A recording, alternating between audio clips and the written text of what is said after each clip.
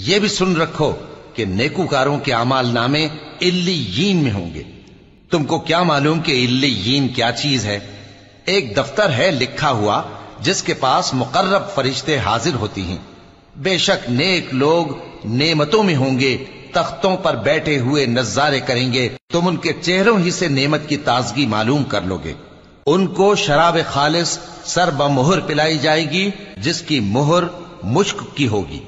تو نعمتوں کے لیے ریس کرنے والوں کو چاہیے کہ اسی کی ریس کریں، اور اس میں آب تسنیم کی آمیزش ہوگی۔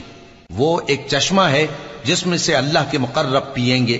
جو گناہگار یعنی کفار ہیں وہ دنیا میں مومنوں سے ہنسی کیا کرتے تھے، اور جب ان کے پاس سے گزرتے تو حقارت سے اشارے کرتے، اور جب اپنے گھر کو لوٹتے تو اتراتے ہوئے لوٹتے، اور جب ان کو یعنی مومنوں کو دیکھتے تو کہتے کہ یہ تو گمراہ ہیں، حالانکہ وہ یعنی کافر ان پر نگراں بنا کر نہیں بھیجے گئے تھے۔